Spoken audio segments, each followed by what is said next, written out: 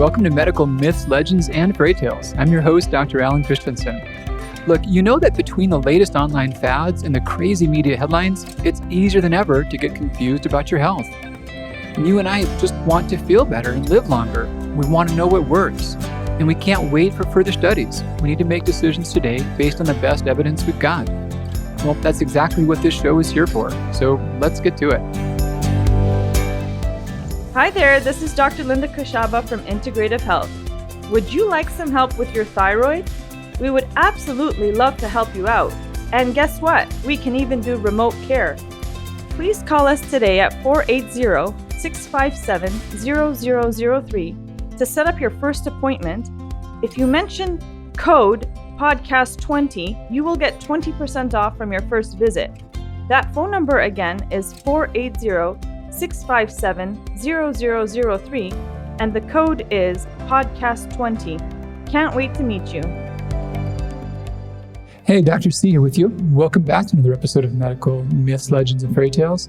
This is a real fun one. So there's this idea that sugar, carbs, fructose, they cause insulin to go on a roller coaster, and this puts your body out of control for cravings and for fat growth, and that's why we gain weight. Now, I've sure experienced times in which the food that I end up eating is not the food that I planned on eating, or not the amount that I planned on eating. And so a bigger question is, why is that? And Dr. Stephan Guyenet joined me here to talk about whether that theory of carbs being the culprit, how that fits with our current science, where it might have some truths, where it could have some limitations. And then we talked a lot about his work. He's got an awesome book called The Hungry Brain, named one of the best books of the year by Publisher Weekly. And it's really the best answer to the question of why do we eat what we don't always choose to eat? So we talked about that work in good detail. And also, how do you sort out the quality of data you get in popular health books? They're not all equal. So he's done some work to help make that clear for people. And it was great. It was great to have some time with Stephan. And if you've not been exposed to his work before, I'm glad to be able to introduce you. So please enjoy Stephan Guyenet. Hey, Dr. C here, back with you for another episode of Medical Myths, Legends, and Fairy Tales. And super happy to be joined by Stephan Guyenet. So Stephan, how you doing, man? I'm great. Thanks for having me on. Yeah. So can't think of a better guest to want to talk this through with. I think most of the listeners have had an experience like this. I sure have, to where you plan to eat a certain amount, but what you end up eating is not that certain amount. And why does that happen? Why is there a disconnect between what we consciously plan to consume and what we end up consuming? If we could really nail that question, we could probably do a really good job on a lot of health crises. So one model that puts itself out as an answer argues that, it's all about insulin and sugar. Sugar, carbs, they raise insulin, and blood sugar goes down, crave more food, eating doesn't stop, and obesity comes about. So I want to talk about Dr. Guyenet's work about how there's a little more to it than that. And before we get into that, Stephan, could you just mention about that model and why that could be a partial explanation and not a complete one? Yeah. So the carbohydrate insulin hypothesis, I want to expand on it a little bit and just say that the kind of strong version, the version that's popular in the public sphere, states that carbohydrate acting on insulin is the primary cause of obesity. So it's not saying, hey, this is one thing that maybe is playing a role in the mix. It's saying this is basically the cause of obesity, and all of these other explanations that have been put forth are wrong. So I just want to specify that that's the thing I'll be referring to here. Great. And and generally the popular version is refers to the action. So carbohydrate, when you eat it, your body releases insulin in order to metabolize that properly. So insulin, when you eat carbohydrate, you get glucose flowing into your blood from your digestive tract, and then insulin is released to make sure that the glucose level doesn't go too high, and to allow your tissues to use that glucose and to shift your metabolic machinery over to glucose usage. And so all those things, it's basically a coordinated response. That insulin, it coordinates this response that tells your body, hey, there's carbohydrate coming in. So, so now set yourself up to metabolize that carbohydrate. Whereas if you eat predominantly fat, you get less insulin, and your body doesn't have that signal that tells you metabolize carbohydrate. And so you're going to continue with what's kind of the default, which is to metabolize fat. And so, yeah, so it's a way of metabolically switching. And so when you consume carbohydrate, your insulin goes up, and then that insulin has a number of effects. Some of them are on fat cells, and just on paper, it actually looks really supportive of the hypothesis. Insulin suppresses the release of fat from fat cells. And when your insulin goes up, the amount of free fatty acids in your blood, which is your kind of most readily available fat as fuel in the bloodstream, that goes down. And so it's reducing the amount of fat that your fat cells are releasing. It's increasing the amount of fat that they're taking up. And it's kind of lowering your blood glucose levels. So you think, hey, well, it's kind of stripping energy out of the bloodstream, right? So shouldn't that make us hungry? And it's also packing fat into fat cells and preventing them from releasing that fat. So shouldn't that make us fat? And so it's if you're just looking at the mechanisms on paper, it actually makes a lot of sense. And this is kind of what people go on when they promote this hypothesis. But the problem is that it's just actually not true when you actually study it in real life. And so, for example, if you put people on diets that are predominantly carbohydrate or predominantly fat, and you control the amount of calories in those diets, you get the exact same changes in fat mass, whether the diet is high in carbohydrate or whether the diet is low in carbohydrate. Or I should say you get very similar changes in fat mass, not identical, but very similar. And so, so it's not really preventing your body from it's not causing a net accumulation of fat as those mechanisms would imply. And the reason is that the amount of fat that you accumulate on your body is not just about how much fat you're burning, it's about how much fat you're eating. It's the difference between how much fat you're eating and how much fat you're burning. So if you go on a low carb diet and you're eating a lot more fat, but you're burning a lot more fat, that doesn't necessarily imply that you're losing body fat, right?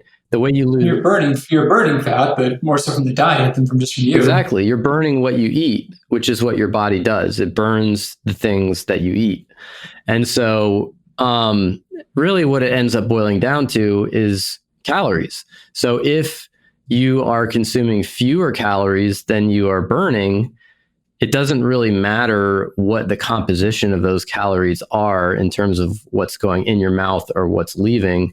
It's all about the difference in calories between those two scenarios. And that, again, is what empirical studies have shown over and over and over again, that is what actually happens when you really measure it in real life humans. And so so I think this idea that insulin kind of causes quote unquote internal starvation and packs fat in fat cells and prevents your tissues from getting it and all that is just wrong. But that said, it is true that eating a low carbohydrate diet can help people eat fewer calories and help them lose fat. And so that's the part of it that's true. And that doesn't necessarily support the carb insulin hypothesis. It doesn't necessarily mean that the mechanism is insulin. However, that is nevertheless a practical benefit of low carb diets that tends to be associated with that hypothesis. So so essentially, the evidence I just explained there, that's one small piece of a very large body of evidence that suggests that this hypothesis overall is really not very well supported. Another piece that a lot of people aren't aware of, but these are very strong findings that are being produced in the scientific literature. I talked about these some in my Joe Rogan debate with Gary Taubes, is the genetic studies. So basically, these studies are figuring out what are the genetic differences between people who have higher and lower level of body fatness, and what does that tell us about what causes body fatness. So basically what these studies have shown is that the genetic differences, because body fatness is partly heritable, it's partly genetic. This shouldn't be that surprising. We know it tends to run in families. And the genetic differences that underlie these are overwhelmingly related to brain function. So there are all these genes that could have shown up related to insulin, related to insulin secretion, related to insulin action in the tissues. If insulin was central to the fattening process, there's so many insulin-related genes that could have shown up, just like they do in genetic studies of type 2 diabetes. However, in genetic studies of obesity, you don't see very many of those insulin-related genes. What you see are brain-related genes that relate to how your brain develops and how your brain functions after development, and including genes that are related to some of the biological pathways that the research community has uncovered that regulate body fatness. And now that's an entirely different hypothesis of body fat regulation that is completely different from the insulin hypothesis, but that has a lot more scientific support than the insulin hypothesis. So yeah, we've seen some papers in which they tried to predict which group of people would respond better on a low-fat versus low-carb diet based upon genetics. And by and large, they weren't able to predict, but they have seen that some people, when they're put on a low-carb diet in the group, some will have substantial weight loss, some will not, some may have some weight gain. And they'll see something similar when a group is put on a low-carb diet. Both will seem to have effects that are not consistent. And I've wondered, I think many have assumed that they're identifying distinct traits where this person did better on low fat. But I wonder if they ever did a well-designed crossover study, perhaps some people are more responsive to a lower calorie diet, or perhaps some had higher rates of compliance. And maybe even those that did well on a low fat could also be ones that could do well on a low carb, if there's a clear distinction that way. What are your thoughts about that? Absolutely. Yeah, you've put your finger on a really important limitation of those data. And that is that you can look at, for example, in the Diet Fit study, which is probably one of the ones you were referring to, Yes. They put people on a low carbohydrate or low fat diet. Neither one was calorie restricted. Both emphasized food quality. After a year, both groups lost about the same amount of weight. But if you look at individual weight loss, so they have these graphs called waterfall plots where they show the amount of weight that every individual lost on a single bar graph. And you can look at the one for low carb and the one for low fat. And they're basically identical in terms of the distribution of weight loss.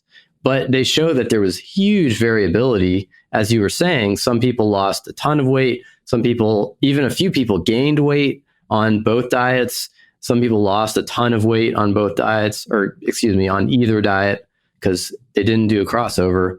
But we don't know why there was so much variability. Was it, one explanation could be actually, for each individual, there's an optimal diet for that individual, and they're going to do really well on low carb, but they're not going to do well on low fat. And so there were some people, for example, in the low fat group that were really low carb types, and that's why they didn't lose weight. That's one assumption, yeah. That's one explanation. The other explanation is, hey, these people had all kinds of other things happening in their lives at the time, and there's just a bunch of noise. Like you said, maybe some people were adhering well, some people were adhering poorly. Some people maybe somebody came down with a chronic disease and lost weight because of that, and it had nothing to do with the diet, or it interacted with the diet in such a way to accentuate the effect. So basically, there's two types of things. One type of thing would be it has nothing to do with diet type, and one would be it is all about diet type.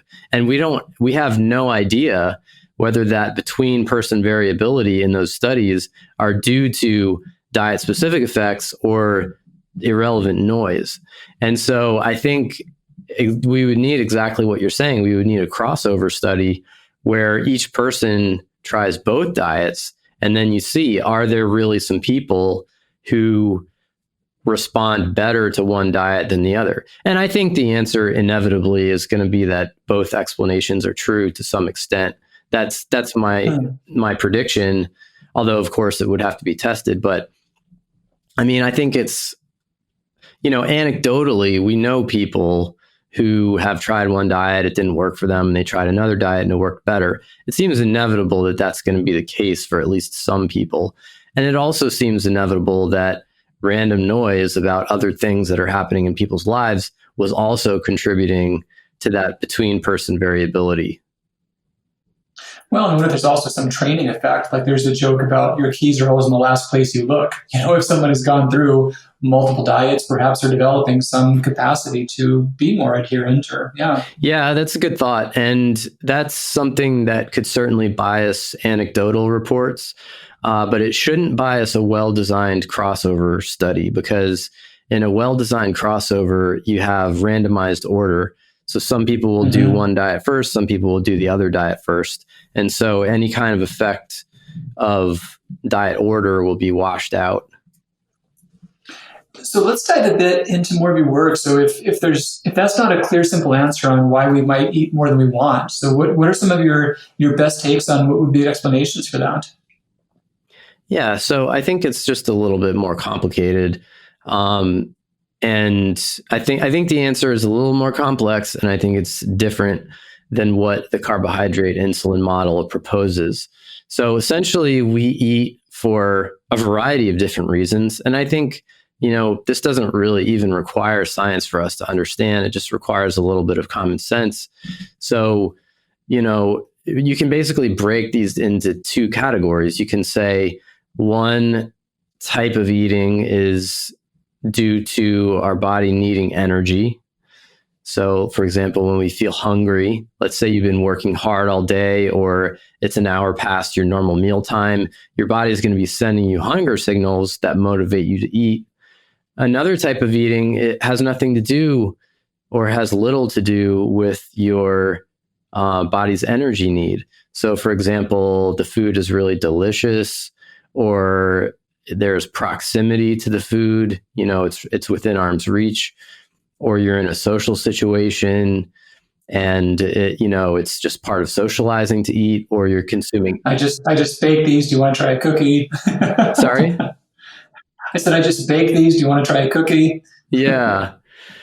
So then, and then there's, things like alcohol and sugar and milk and coffee. Those are things you're not really consuming those because you need calories, or drinking soda.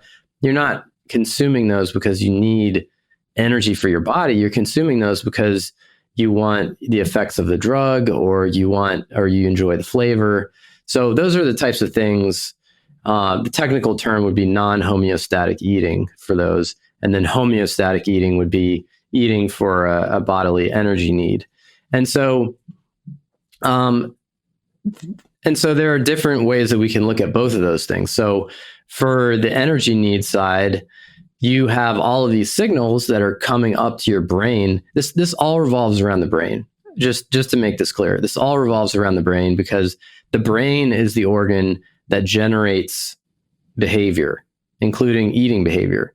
Any voluntary movement that you make, whether it's walking across the room or putting a fork to your mouth, that was generated by your brain. So ultimately, all of the information that makes you eat, that determines the amount that you eat and what you choose to eat, all of that information converges on the brain and is filtered through brain systems as it generates behavior. So yeah, basically your brain receives all of these signals from your body that are signals of your body's energy status. So it's receiving leptin from your fat tissue that tells the brain how much fat you have on you. It's receiving signals from the vagus nerve that's telling you how much stuff you have in your digestive tract and what that stuff is made of. And then a few other things, and all those things converge on the brain and kind of give your brain an overall sense of your body's energy status. And of course, this is all non-conscious. You can't say, oh, hey, how much leptin do I have circulating right now? That's not information that you have conscious access to, but that's something that your brain is measuring at all times on a non-conscious level. And then that all gets processed. And if your brain perceives that your energy status is low, then it generates that hunger signal. So that's what you end up being aware of. And so, go ahead. I was going to say, it seems that whatever edge we have of our understanding of these mechanisms, we're identifying a new hormone, a new pathway, whatever it is, it's often tempting to think that this thing is why that we're doing what we're doing is because this is high or this is low. And it seems that so often, once we get a few steps further, it seems more like this is how we're regulating it, but the ultimate why is often for deeper reasons. And once we think about a thing being the mechanism of the control switch, like the older model for insulin, then we want to game that system. It seems like if we can just change this pathway, we can then affect some outcome or change some outcome. And as we attempt that, it often seems like, oh no, that was how the body regulates, but there's still a deeper question of why the body is doing that. What are your thoughts about finding that one magic little switch in there? Yeah. So just to, if I understand your question correctly, I think you're right that these are regulatory systems, and that the body, when someone has higher body fatness, for example, their brain is actually regulating them to that higher body fatness. So, and that's why weight loss is hard, because those systems that regulate body fatness, that regulate your appetite and whatever, they quote unquote want you to be at that higher body fatness. And so they will resist your efforts to lose weight. This is why Biggest Loser contestants, if you follow them up a couple of years later, most of them have regained most, if not all, of the weight that they lost on the show. So we have these powerful regulatory systems. And by the way, these people who lost weight, it's not like they're emaciated after the weight loss. They're just down to a more normal weight. They might still be overweight, just less so than they were, but their brains just don't really want to accept that. They resist that. And so you see this regain. And so, yeah, there's definitely regulation happening all the time. It's not like the system is broken. It's re-regulated to a different level. And so, and these systems are complex. And as you would expect for systems that evolved to adaptively regulate the survival and reproduction of organisms living in a complex world, and that's how we evolved. And so I think that, but there's not magic bullets, and I agree with you there, or silver bullets. However, there are drugs that have been developed that act on some components of the system that I described, and they have the expected effects on body fatness. So, for example, the most effective drugs for weight loss right now are, or I should say, the most effective drugs that are approved by regulatory agencies are GLP-1 agonists. So these are drugs that mimic a gut hormone called glucagon-like peptide 1. And that's something that's released in response to food consumption that acts in the brain to regulate your satiety or feelings of fullness and your body fatness. And basically, if you give people a ton of this stuff, that goes to your brain and says, hey, you're full, you don't need to eat anymore, and you've got enough fat. And so the more common version of this is liraglutide, but there's another one, semaglutide, that's been developed that's even more effective. And this drug, I mean, it's really effective, actually. At the highest dose that's been tested in randomized controlled trials, people are losing over 30 pounds in a year and maintaining it fairly decently. So, I mean, it's basically better than any diet has shown in a randomized controlled trial. So I'm not saying that we all need to go on obesity drugs, but I am saying that this demonstrates that these systems really do what researchers think they do, because when you manipulate them, it affects body weight. Well, and you may have looked at this in better depth than I have, but I've also heard counter arguments that these can also cause nausea as a side effect. so separate mechanisms, but just lower food intake for other reasons. Yeah, it's a valid point. I think the nausea that's been associated with GLP-1 inhibitors or agonists it tends to be fairly transient. So it's something that happens more early in treatment. However, I'm not an expert on that either. So I'd, be interested to hear someone who really works with patients on that. But I will say that, you're basically giving people far, far unnaturally high doses of a satiety hormone. And if you think about what the feeling of being really, really full feels like, I mean, it starts to border on nausea at some point. And I think maybe that is basically what you get when you overdrive this particular system. And maybe that kind of makes sense. Oh, that may not be a separate phenomenon then from eliciting response to triggering that side effect. It could be part of the same thing. Yeah, it could be. And we're uncovering some of these circuits. I say we, not me specifically, but the scientific community is uncovering these neural circuits in the brain that underlie this. And there seems to be quite a bit of overlap between, as far as we currently know, this could change, but right now it's looking like there's probably a fair amount of overlap between the circuits that cause nausea and food aversion and those that just cause satiety and fullness. Basically, if you just drive those to an extreme, you get the nausea and food aversions, whereas, driving them to a lesser degree, you get the satiety.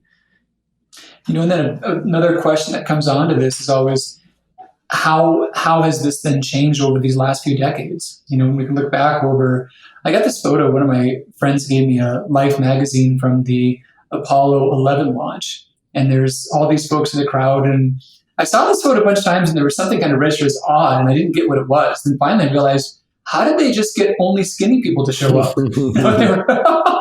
And it was pretty much guys in their 30s, 40s, 50s. And I read, and back then the average weight for an average adult male was about 164 pounds. And now they're exceptional. I saw a photo of one of the space shuttle launches not too far back, and the crowd was very normal by today's standards, but quite different from it was for the Apollo mission. So are there good answers or a strong hypothesis on why there's been this big shift over these last few decades?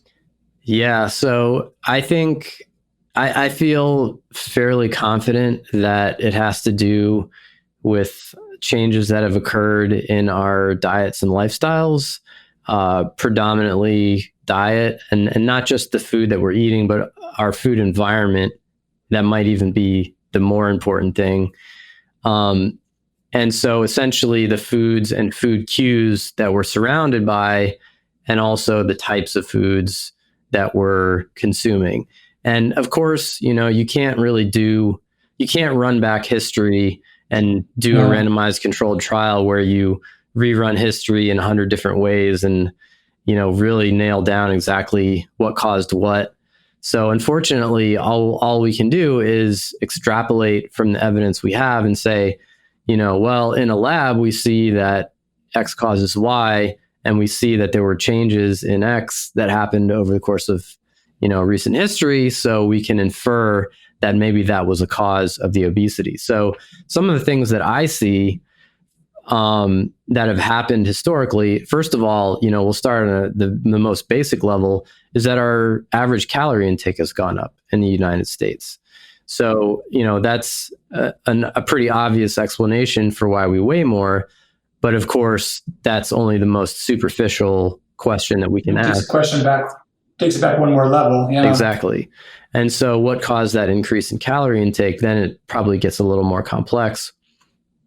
But what we see is that there have been massive changes to our food environment and how we interact with food in the United States. So if you go back more than a century, if you go back to the 1890s, what you see, and we have data that go back this far from the USDA, what you see is that people were eating and preparing foods in their homes almost exclusively.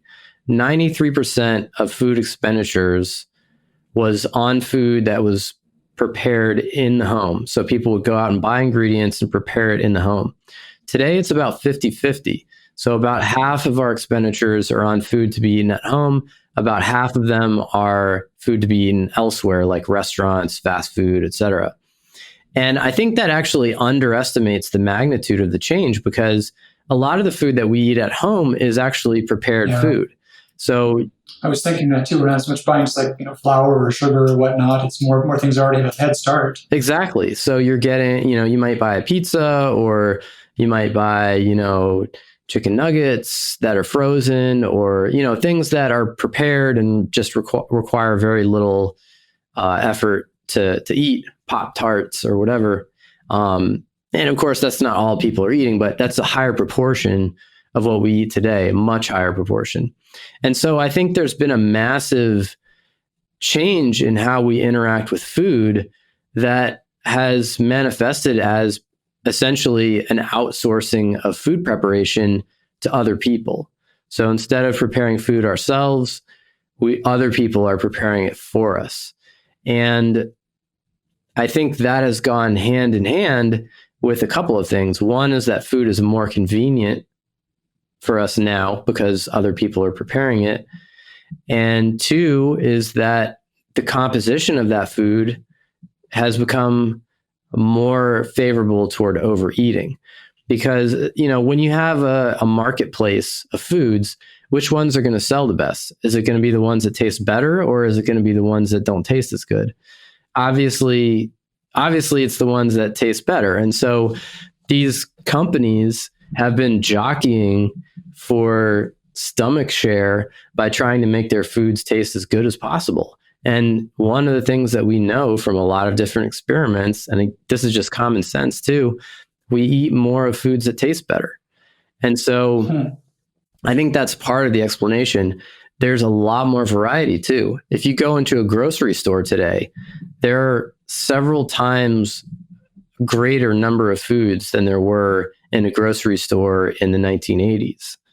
So the variety of foods has really exploded, and variety is another thing that impacts intake.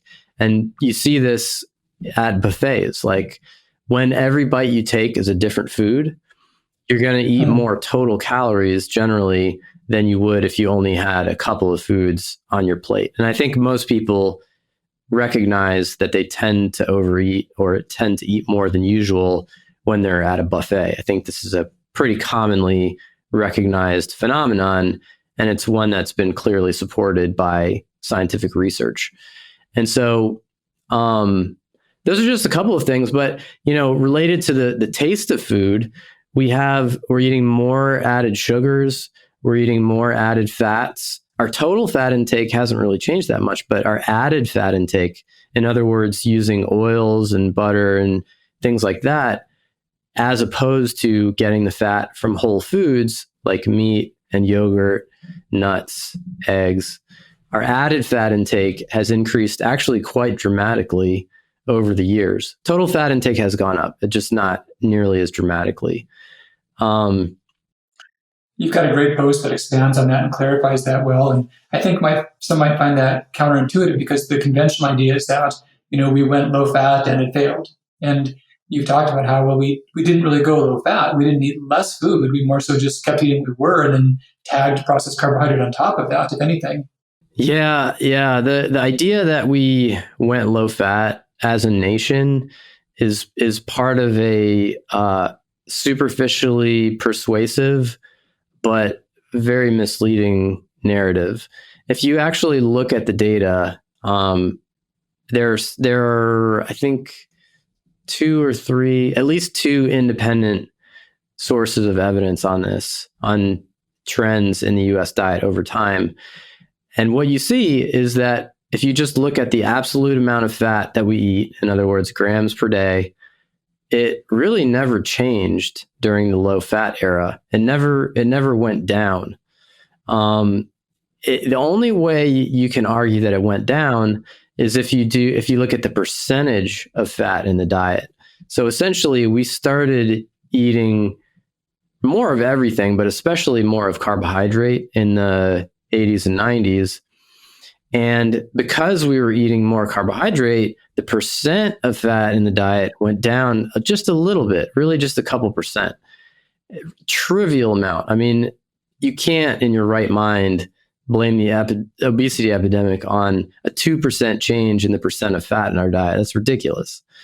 However, total calorie intake went up and the proportion of carbohydrate went up. So the calories, of course, that is relevant. But yeah, again, our absolute fat intake never changed. So I think, yes, there were some people who were eating genuinely low fat diets. I'm sure there were. But when you look at the average for the nation, that's not what happened. And so you can't explain average changes in weight by looking at, non-existent average changes in the amount of fat we were consuming. So, to argue that we ate a low fat diet because the percentage of fat in our diet went down, that would be like saying, hey, I want to go on a low carb diet, so I'm going to start adding a stick of butter on top of every meal and eating the same amount of carbohydrate as always, but the percentage of carbs goes down. Therefore, I'm on a low carb diet, and is my weight going to decline? Of course not. Like, no one would think that my weight would go down in that scenario. I'm not eating a low carb diet and my weight's not going to go down. And by the same logic, in the United States, we never ate a low fat diet, and that's not why our weight increased. We'll be right back after a word from Integrative Health. We hope you are enjoying this episode of Medical Myths, Legends, and Fairy Tales. This is Dr. Linda Koshaba at Integrative Healthcare. So often we hear from our patients that their primary care physician has told them that their thyroid and hormone levels are fine, and they shouldn't worry. But the patients still have symptoms of severe fatigue, thinning hair, and weight issues. Unfortunately, this is too common with thyroid care. The good news is that we can help. There is hope. The doctors at Integrative Health, including myself, specialize in naturally treating thyroid, hormone, and adrenal issues. We would love to get you started on the path of ideal health. From the comfort of your own home, you can actually get treatment with one of our doctors at Integrative Health via a telemedicine appointment. Go to integrativehealthcare.com and become a new patient today. If you use the code PODCAST20, you get 20% off your new patient visit. Again, that website is integrativehealthcare.com and use code PODCAST20.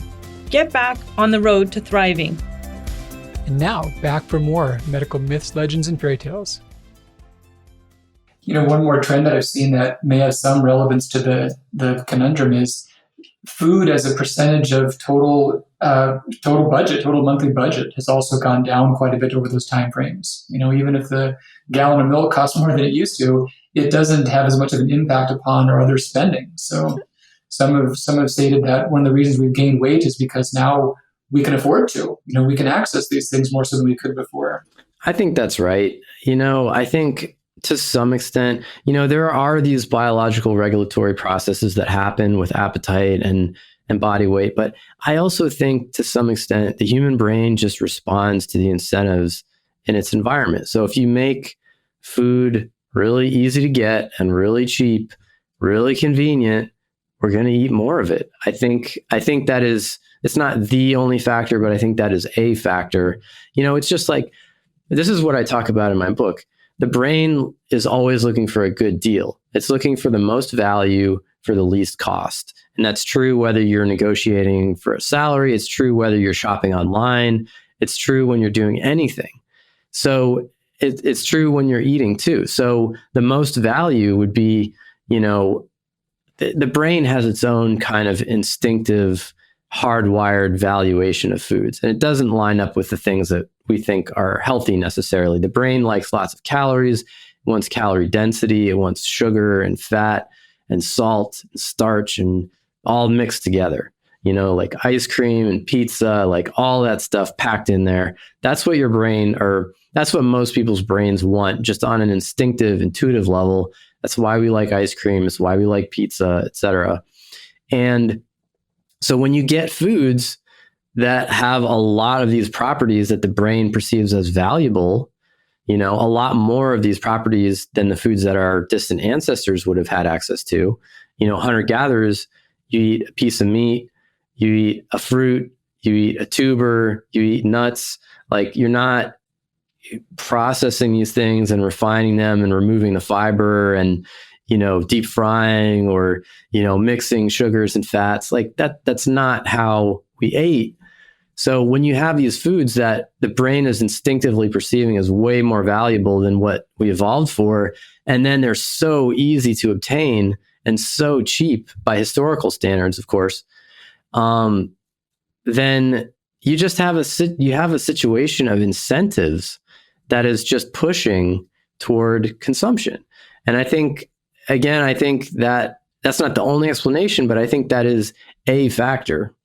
And I want to really draw listeners to follow up with your work and get The Hungry Brain. I got this right when it came out, and it's probably one of our best explanations. You can easily sit down and grasp as to how these things happen, and some really valid strategies on, like you said, outsmarting some of those instincts, getting around some of those things. Have there been some good data you've seen showing that with focusing more on less processed foods, minimally processed foods, that there can be durable changes that consumers have?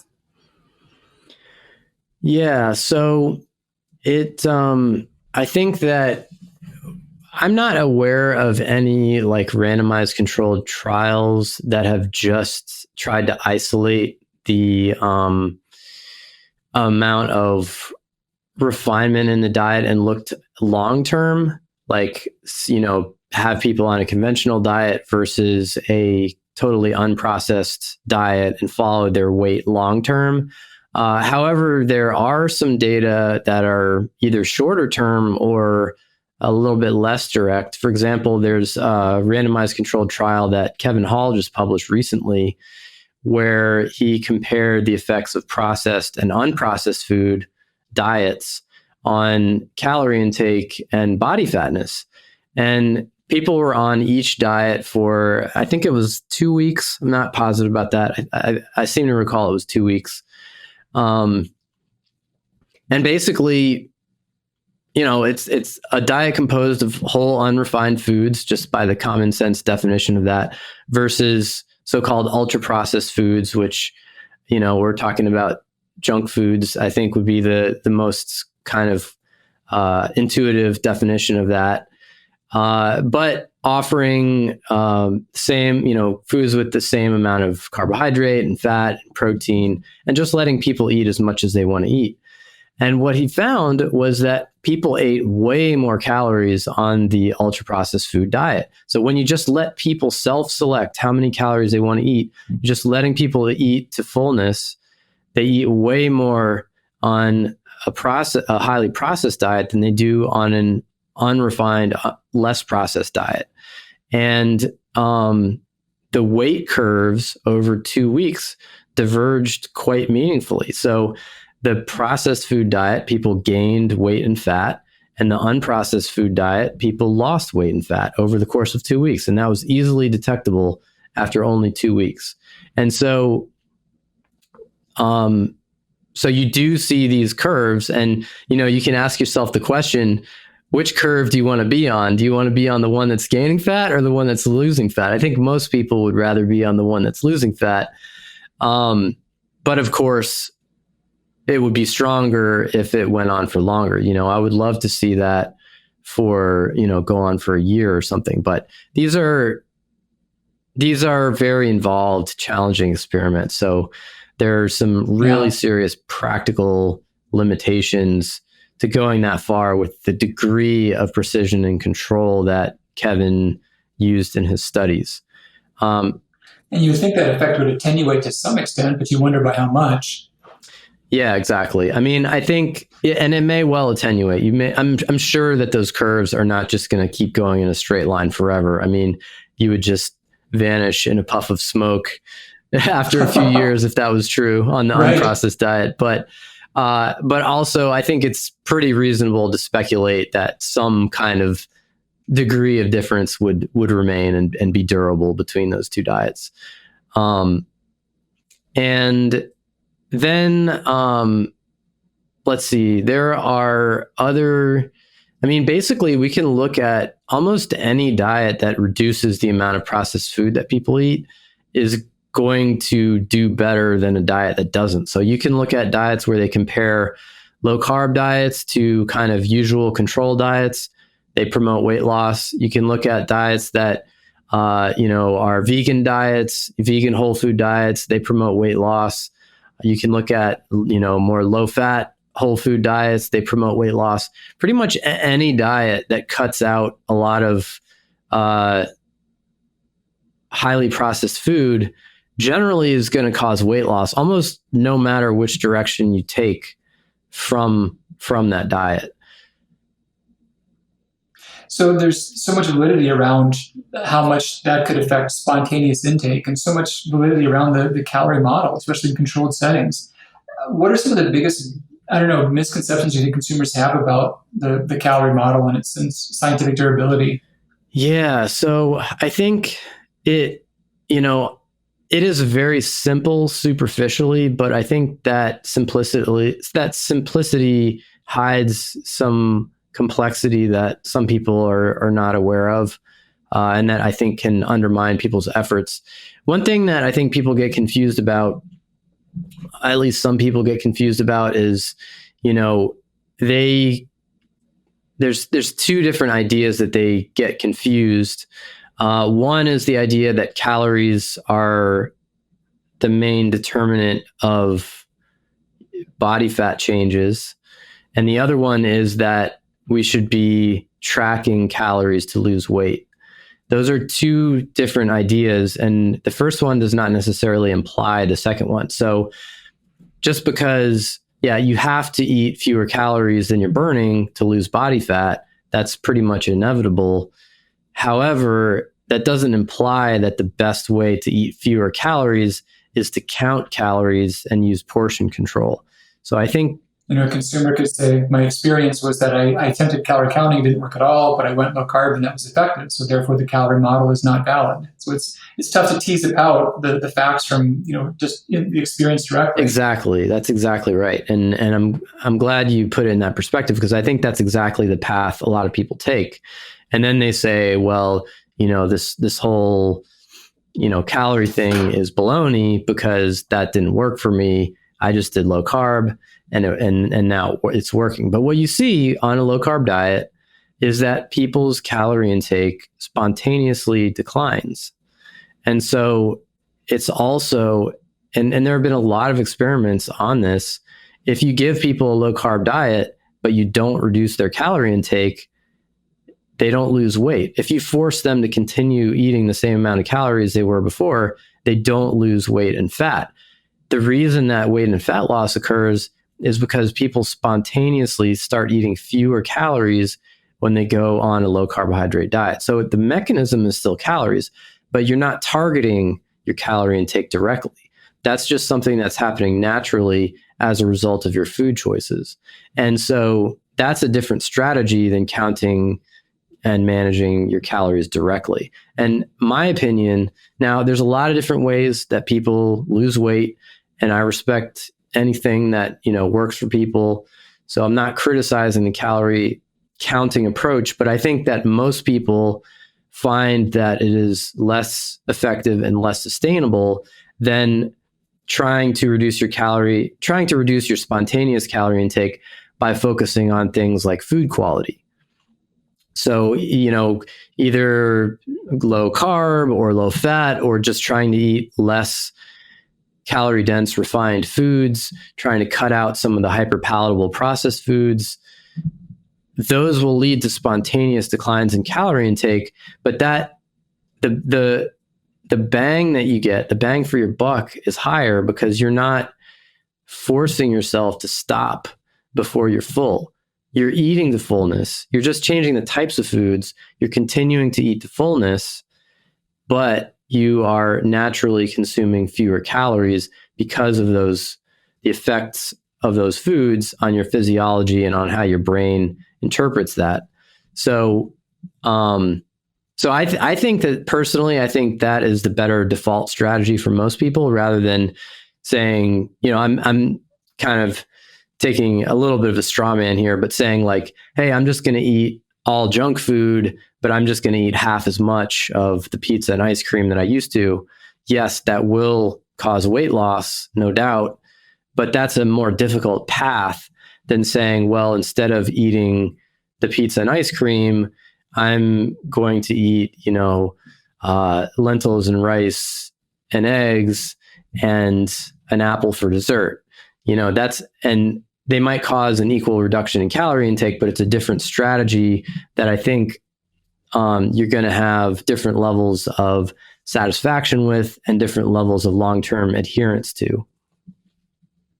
So ultimately, the calorie model is how weight loss happens, but it may not be the most effective strategy for some people. Absolutely, yeah. So I think that's one big misconception that people have. Another misconception I'll talk about is a little more technical, and this one is widespread not only in the public, but in the scientific community too, unfortunately. Even some people in obesity research haven't grasped this yet, which is really unfortunate. But essentially, we have this idea. Okay, so we know about how many calories are in a pound of fat, and I think it's like 3,500 calories. And therefore, you could say, well, every time I cut 3,500 calories from my diet, I'll be losing 1 pound of fat. And so if I cut 3,500 a week, I'll lose 52 pounds in a year, and then another 52 pounds the next year, and another 52, and eventually I'll just disappear. Obviously, that's not correct because we don't, in fact, disappear. And what happens is that, and this. Let me give you a more common example, something that you would see more commonly in like a magazine article. Someone will say, hey, a slice of bread is 100 calories. And therefore, if you eat, all you have to do is eat one fewer slice of bread per day, and you're going to lose about a pound a month because 100 times 30 is 3,000. And then you'll lose 12 pounds a year, and you'll keep losing that for as long as you just eat one fewer slice of bread. Well, that would be the type of claim you would see in a magazine article that makes weight loss look so easy. But that's not how it works. And the reason is that you get diminishing returns. So if you decrease your calorie intake by a certain amount, you start to lose weight. And as you lose weight, your body requires less energy from the diet to maintain your smaller body. Yeah. And so the gap between the amount that you're consuming and the amount that your body is expending narrows and narrows and narrows until they're the same. And then you plateau. So that's why you don't disappear from, after 10 years of eating one fewer slices of bread a day. And so essentially, the rule of thumb, the evidence-based rule of thumb, when you actually measure what actually happens in real people, which is what Kevin Hall has done, what the rule of thumb is for every pound that you want to lose, that basically for every pound that you want to eventually lose, so plateau 1 pound lower, you have to cut 10 calories out of your diet. So if you want to lose 10 pounds and plateau there, you have to cut 100 calories a day out of your diet. So if you ate one fewer slice of bread and that was 100 calories, you would eventually, after 2 or 3 years, plateau about 10 pounds lighter than you were. But that's... I guess that's assuming that someone's starting diet is at a threshold just above their break-even range too. I'm sorry, I don't understand that. Yeah, so people seem to have a certain range in which they could go up or down and not have their weight change. There's some range in which they can maintain homeostasis, and then some threshold above which they will gain, and some threshold below which they'll lose. So I would think that for that to be true, they have to be starting out near that bottom threshold, right? Well, no. I mean, different changes in calorie intake will cause people to gain or lose weight. There's not really like a range where the body will absorb that change in calorie intake. You'll see, yeah, okay. You'll see changes. Yeah, So it's assuming they were then at least at a steady weight beforehand. Yeah, assuming you can get an estimate of average long-term calorie intake and your weight stable, reducing calories from that. So, if you habitually eat, 2,500 calories a day, you cut out one piece of bread and now you're eating 2,400, you're going to plateau roughly 10 pounds lighter. And, you think about it, that's pretty good, 10 pounds, but that's not going to turn a person with obesity into a person that is lean. So, the implication is if you want to lose 50 pounds, you have to cut 500 calories a day out of your diet. And that's a lot of food. So I think, and I don't say this to be discouraging. I just want people to understand what they are up against. I want people to have an accurate perception of what it takes to lose weight so that when, they're in it and their body is changing in certain ways, their experience matches what their expectation was. Because when people get these ideas, these overhyped ideas about how much their weight is going to change from these small dietary changes, and then their weight doesn't change as much as they thought it was going to, generally not nearly as much as they thought, then that's really frustrating. And you would, what would you think at that point? You would say, maybe I have a hormonal disorder, maybe my metabolism's just really slow, maybe, maybe the calorie model maybe the calorie model's bogus, yada, yada, yada. You could come up with all these ideas, but the truth is that you were just misled by bad math in a magazine article. So expanding on that, I hope the listeners have gotten a sense about how nuanced some of these things can be. It's not cut and dry, right or wrong. Their facts are real. There are things we do know about this, but there are complexities to it.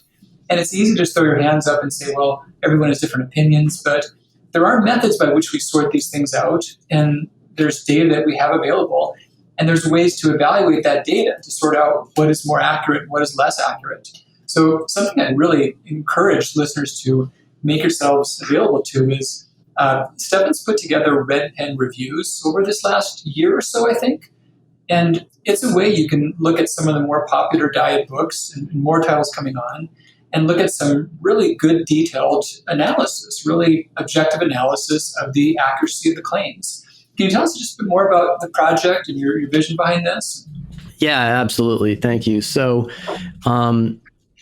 essentially what I have observed over the years of being in the diet and health community is that there is a lot of variability in the quality of information out there. So there's some good stuff. There's some really, really bad stuff.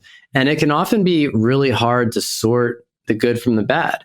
And, as a consumer, like, what are you going to do? Get a PhD in nutrition before you figure out which diet book is accurate, or spend 10 hours looking up references to see which book is representing the evidence accurately and which isn't? Like, these, most people just don't have access to the tools to evaluate these books effectively. And so they fall prey to a lot of bad ideas. And, most of these books are pretty harmless. Like, there's some unscientific information, but maybe some of the practical advice is useful. But that's not always true. I mean, we come across some really dangerous claims in some of these books that, there's just not really any accountability to hold these people accountable for these quite dangerous claims. And so essentially, how do you sort this out? How do you figure out which book is good? You talk to your coworkers, you talk to your family, you read Amazon reviews, you might read reviews in the newspaper or on websites. Those are all, I've found those all to be relatively low effectiveness ways of figuring out which diet books are good or not. I mean, the people writing Amazon reviews, they're not checking references. They're not experts. The people writing reviews in newspapers, also generally not experts and usually not checking references, usually not doing scientific literature searches to see if the claims are accurate. So, I mean, basically, there's no system for judging these books that makes it really easy for. Well, and the publishers don't. People might be surprised to learn about that. Yeah, absolutely. I'm glad you brought this up. So I wrote a book, and my experience was that the publisher had no interest at all in fact checking any of it.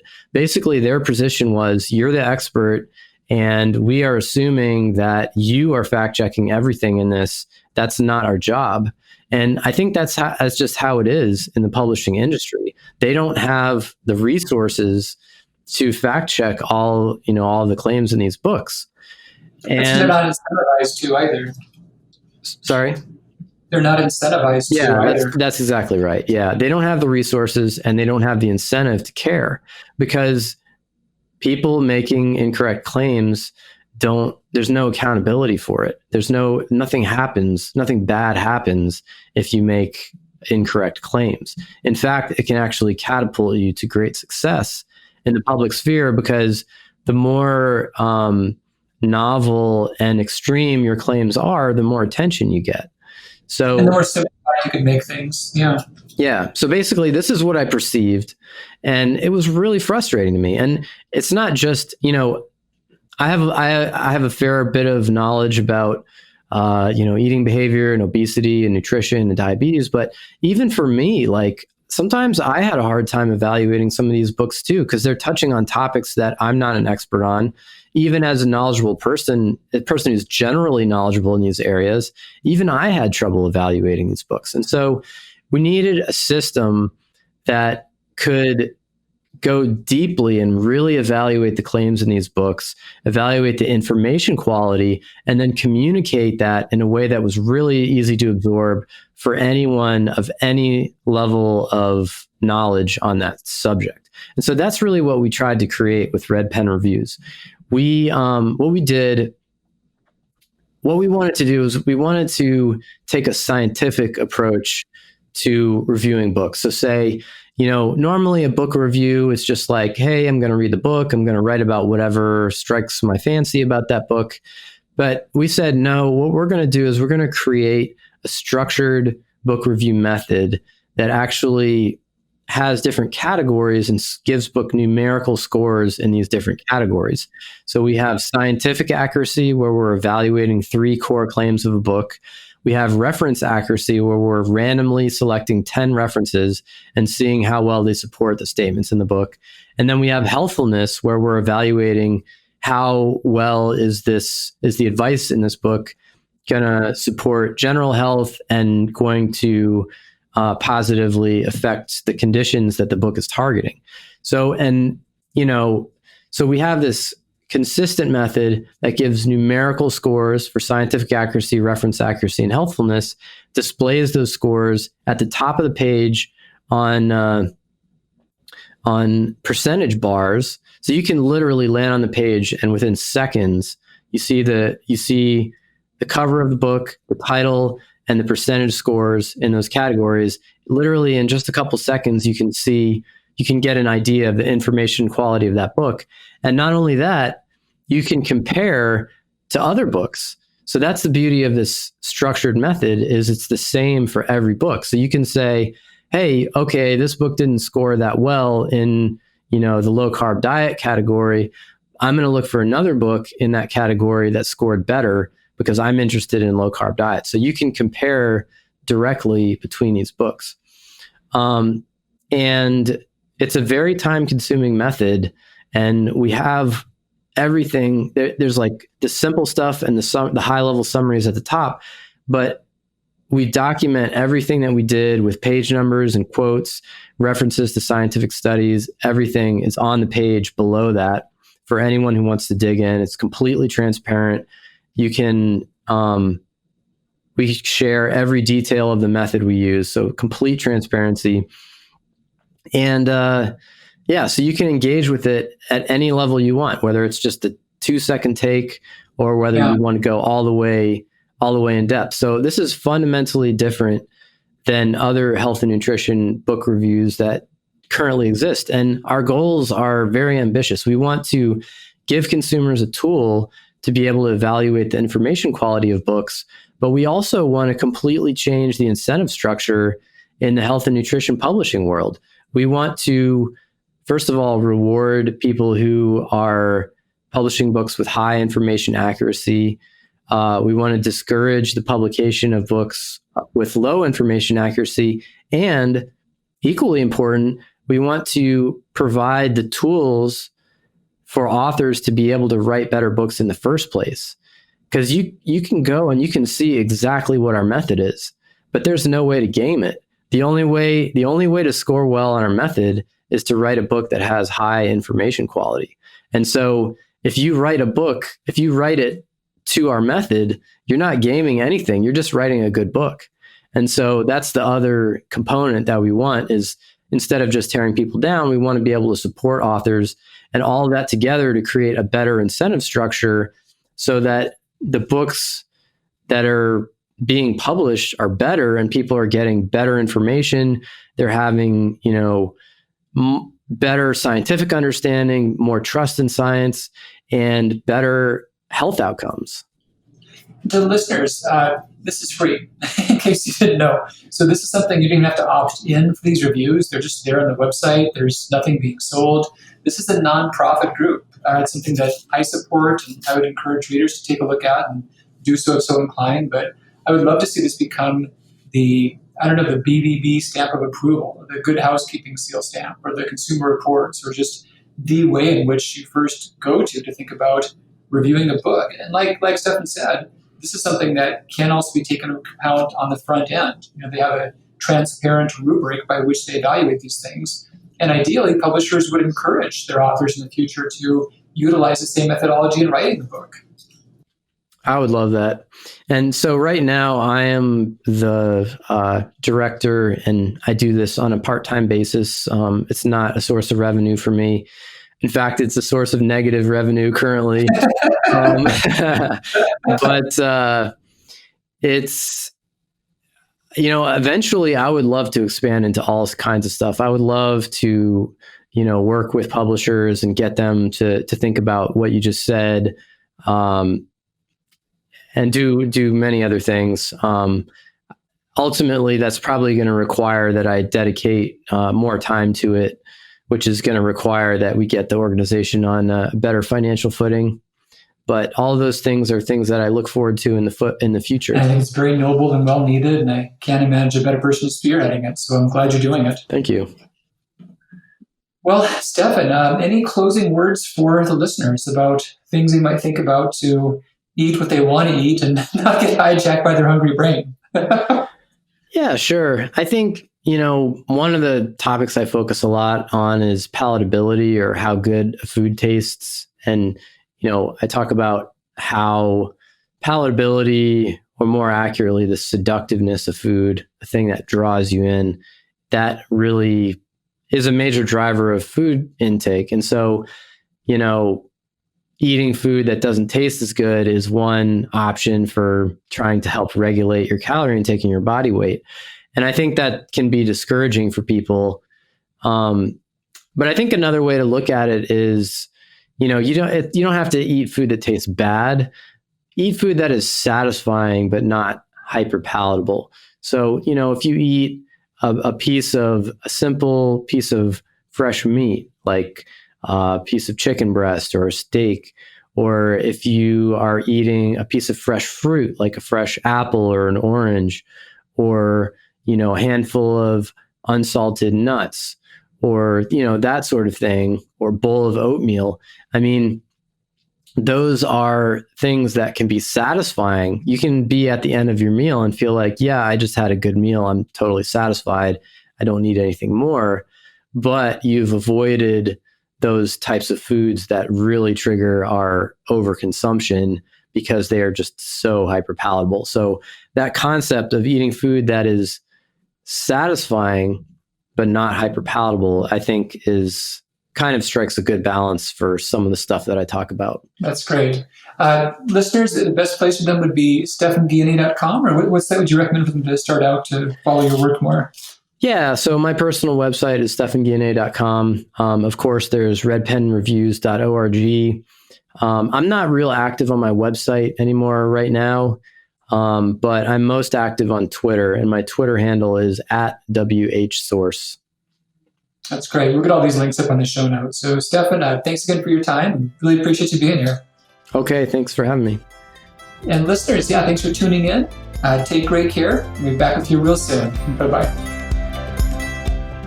Hey, Dr. Christianson here. Thanks so much for joining me for another episode. Is there a topic you'd like me to cover? I'd love to hear from you. Just go to Dr. Alan Christianson on Facebook or Instagram, write your question, and use the hashtag #MedicalMyths. Did you find this show helpful? If so, please take a minute and leave us a rating on iTunes so that others can know. Thanks much, and I'll be back with you real soon. Bye-bye.